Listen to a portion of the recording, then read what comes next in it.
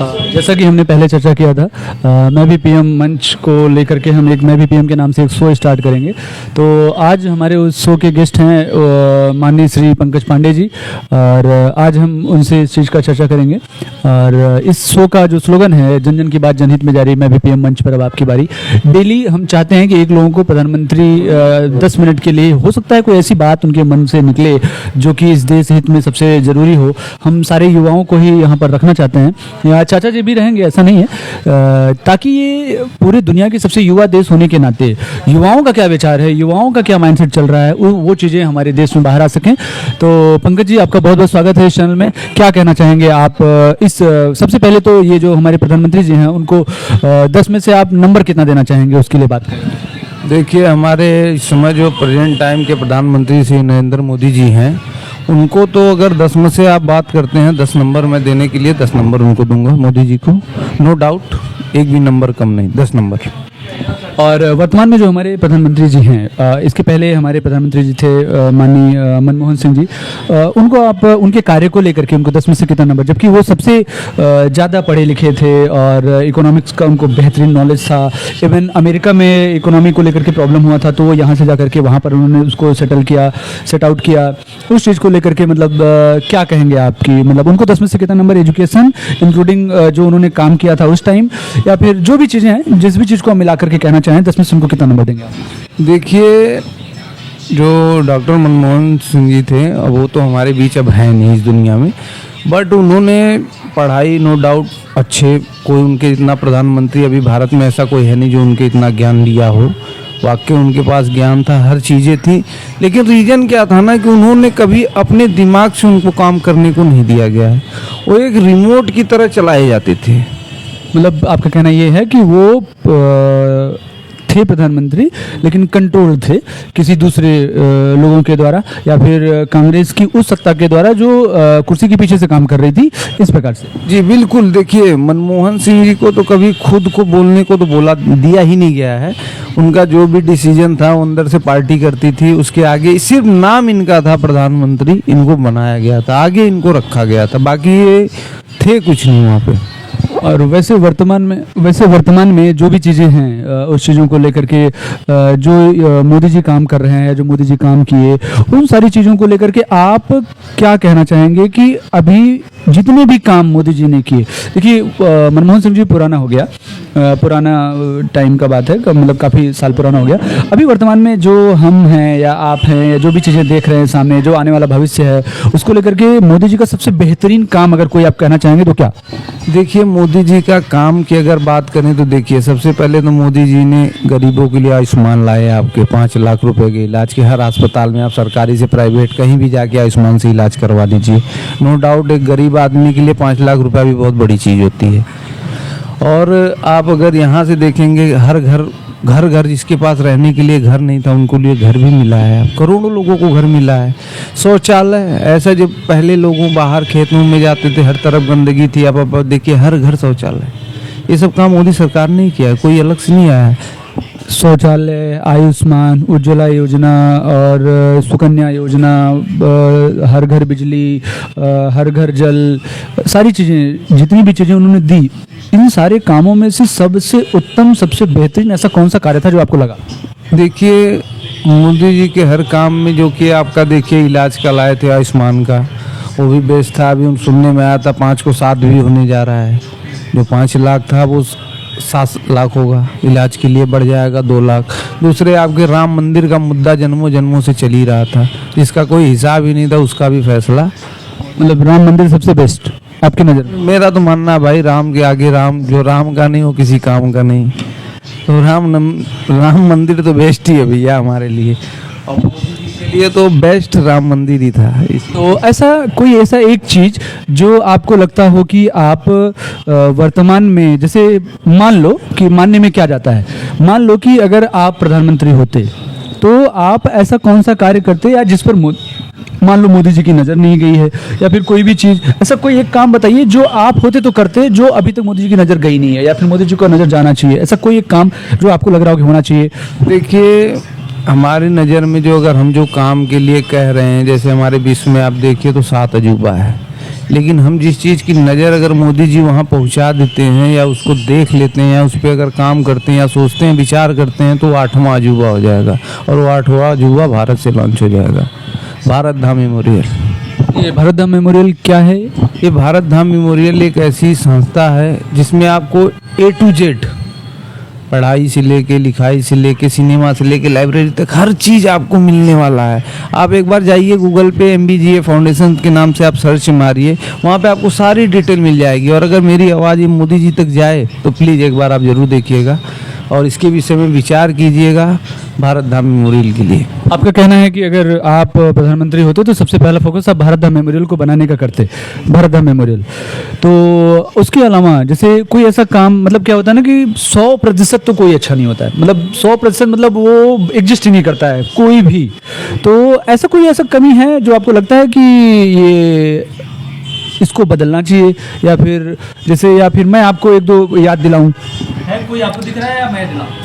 नहीं, जैसे देखिए अगर आप कमी निकालें तो अभी कमी 50 आपको मिलेंगी। ऐसा नहीं है कि आपको कमी नहीं मिलेगी, और ऐसा भी नहीं है कि मोदी जी अगर काम कर रहे हैं तो सारा काम वो कर ही देंगे, ऐसा भी नहीं है। कुछ चीज़ें हैं जो मोदी जी का अच्छा भी है तो कुछ चीज़ें खराब है। कहीं किसान अगर नाराज़ है मोदी जी से तो भी तो कोई कारण ही है। अब आपने किसान की बात उठाई तो मैं पूरा पॉइंट ही रखता हूँ, इससे क्लियर हो जाएगा।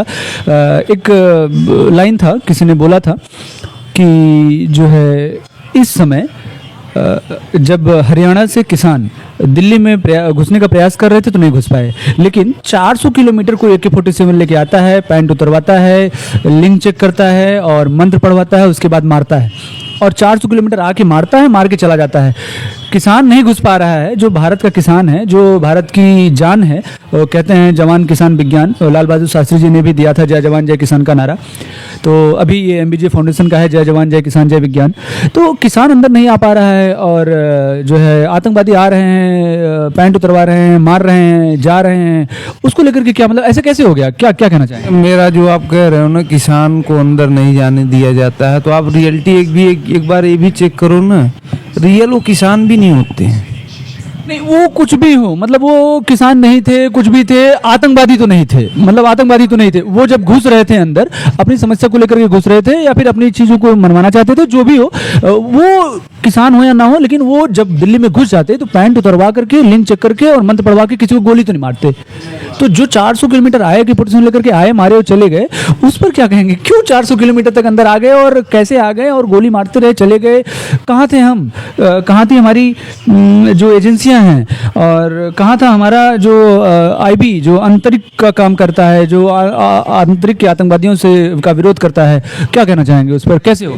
इसमें मेरा मानना है ना कि आखिर जैसे जिस हिसाब से ब्लास्ट हुआ था दिल्ली में, ये ब्लास्ट की जो प्लानिंग थी, आप हमारा टारगेट यूपी का था।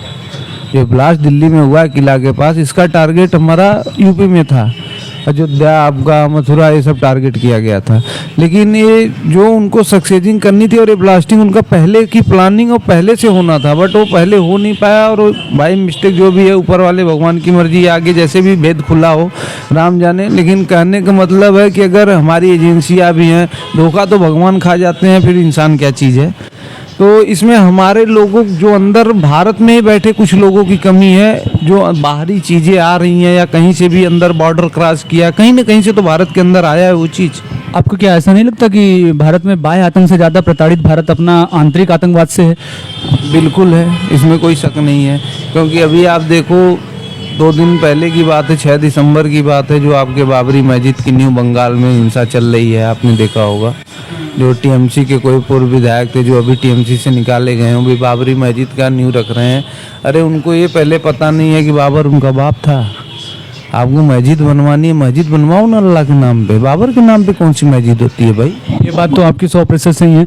मतलब कि हम अपनी जो इस समय देश में युवा हैं, उनको जो देखो, जो कंजर्वेटिव थॉट्स के हैं, जो रूढ़िवादिता जिनके मन में भरी हुई है, जिनके मन में बार बार घोला गया है, जो उस चीज़ों को लेकर चलते हैं, तो ऐसा इस समय सरकार क्या कर रही है कि हम युवाओं को राष्ट्रवाद की तरफ बढ़ाएं, ना कि हम मुगलवाद की तरफ बढ़ाएं। जो मुगल आए थे, मुगल तो मुगल थे, वो ऐसा थोड़ी था कि वो मुसलमानों को परेशान नहीं करते थे, और ऐसा भी नहीं था कि महाराणा प्रताप के साथ मुसलमान नहीं लड़े थे, ऐसा भी नहीं था कि हमारे स्वतंत्रता में बहुत सारे मुस्लिम अभी सन 65 में जब लड़ाई हुई, 71 में लड़ाई हुई, हर मुसलमान भाई ने साथ दिया है, ऐसी कोई बात नहीं है। लेकिन हमारा कहना मस्जिद बनाओ, बाबर के नाम पे मस्जिद क्या है भाई? बाबर ये बात तो 100% सही है। हम इस चीज़ की तलाश में मान लो कि क्या बोलते हैं, हम कैसे भी करें, लेकिन कसाब को इस देश से हटाने के प्रयास में, इस देश से ख़त्म करने के प्रयास में हम कलाम को ना खो दें, ये हमको ध्यान रखना चाहिए, ऐसा होना चाहिए कंसर्न। वैसे आपसे मैं एक आखिरी प्रश्न करूँगा कि मान लो कि हमारे प्रधानमंत्री जी जो हैं, और इस समय जो अफवाह चलता है देश में कि चुनाव से पहले अटैक होता है, तो क्या इस चुनाव से पहले अटैक को लेकर के 2027 में उत्तर प्रदेश में इलेक्शन है, क्या लगता है कि अयोध्या में अटैक होना चाहिए? इस प्रकार से अगर ये क्रोनोलॉजी है तो क्या अयोध्या में अटैक आप मानते हैं? अगर ऐसा होता है तो अयोध्या में भी अटैक होगा, फिर 27 के इलेक्शन पहले मान लो कि अयोध्या में अटैक नहीं हुआ तो 2029 में अयोध्या में अटैक होगा। जिस क्रोनोलॉजी को अफवाह के रूप में फैलाया जाता है वो, अगर ये अफवाह है तो नहीं होगा और अफवाह नहीं है तो होगा, दोनों में से आप क्या कहना चाहेंगे? 27 या 29? देखिए, मेरा मानना है ना कि राम मंदिर में अटैक कराने की ये कोशिश जब से वो निर्माण हो रहा है ना, तब से की जा रही है। जब से राम मंदिर की नींव रखी गई है ना, अटैक कराने की कोशिश तब से चल रही है और तब से आगे तक। अभी भी आपको पता होगा, अभी कल के डेट में राम मंदिर मथुरा में 6 दिसंबर, 6 दिसंबर बाबरी मस्जिद का जिस दिन निर्माण हुआ है, उस दिन डिमोलिशन, उसी दिन आपको अयोध्या में भी काफ़ी फोर्सेस बढ़ानी पड़ी है और मथुरा में भी बढ़ानी पड़ी है। क्यों? मतलब आपके कहने का मतलब है कि जो अटैक इलेक्शन से पहले होता है वो अफवाह है?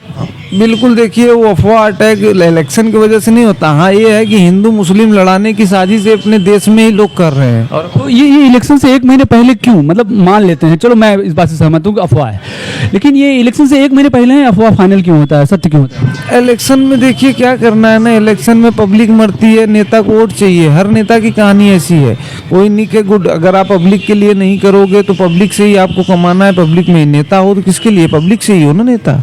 आज मोदी जी अगर हैं तो मोदी जी अपनी काबिलियत तो उनके अंदर जो है वो है, बट अगर उनको काबिलियत लाने वाला देने वाली कोई है तो जनता ही तो है। 100% जनता है। तो आखिरी प्रश्न हमारा, अगर योगी जी और मोदी जी में जो अभी सामने का सिनेरियो चल रहा है कि अब योगी जी को प्रधानमंत्री के रूप में देखा जा रहा है, तो कितना नंबर देंगे मान लो आप योगी जी को? योगी जी को मैं 10 में 10 दे दूंगा, क्योंकि अगला 2029 में अगर मौका दिया जाए तो योगी जी को दिया जाए। अगर बीजेपी से किसी को, अगर मोदी जी हटते हैं तो सीधा नंबर योगी जी को दिया जाए, मेरा मान। और क्या योगी जी के आने से भारत धाम मेमोरियल को आप फाइनल देखते हो या मोदी जी से भी के पास भी ये बात पहुंचाई जा सकती है? देखिए, माननीय अगर हमारे प्रधानमंत्री नरेंद्र मोदी जी या बाबा आदित्यनाथ योगी जी तक अगर हमारी ये बात जाती है तो मेरा मानना है कि आप एक बार प्लीज इस पे सर्च मारिए गूगल पे, MBGA फाउंडेशन करके भारत धाम मेमोरियल आप देखिए। 5 मिनट का समय देखिए, आप एक बार देखिए, उसके बाद आपका निर्णय खुद ही ले लेंगे आप। तो जय हिंद साथियों, आज हमारे मंच के मेहमान थे माननीय श्री पंकज पांडे जी। जय हिंद, जय भारत, जय भारत धाम।